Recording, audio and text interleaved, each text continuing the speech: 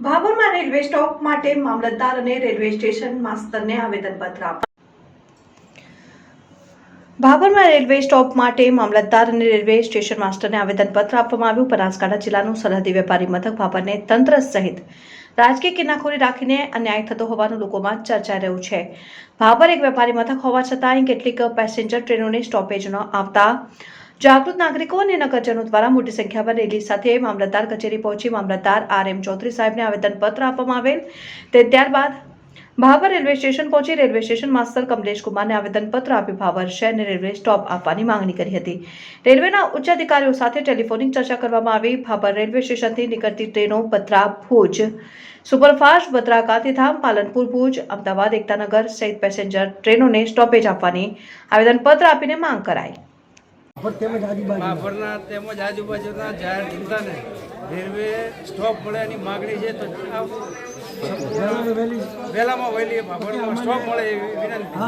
આજનો શું કાર્યક્રમ હતો? આજનો કાર્યક્રમ શું હતો? આજે આવેદનપત્ર મામલતદાર સાહેબે રેલવે સ્ટેશનમાં આપેલું છે અને ભાભર રેલવે સ્ટોપ મળે એવી અમારી માગણી પૂરી કરો.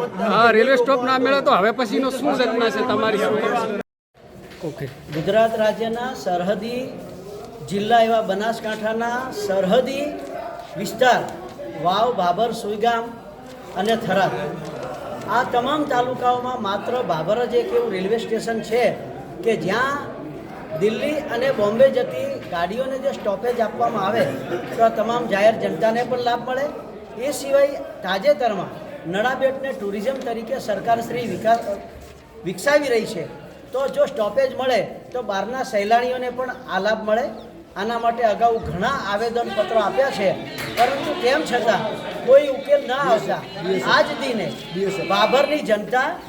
ભાભરની જનતા આજે અહીંયા આગળ આવેદનપત્ર આપવા આવી છે અને ફરી એકવાર સરકારને અલ્ટિમેટમ આપે છે કે ભાભરની જનતાની આ વ્યાજબી માગણી પૂરી કરો. આમાં કોઈ રાજકીય કે કોઈ પાર્ટી વિરુદ્ધની વાત નથી, જાહેર જનતાના હિતનો સવાલ છે. અને જો આ માગણી પૂરી કરવામાં આવે તો ભાભર અને ભાભરની આજુબાજુની જનતા, મેં કીધું બીજા 5 તાલુકાઓને આ લાભ મળે છે.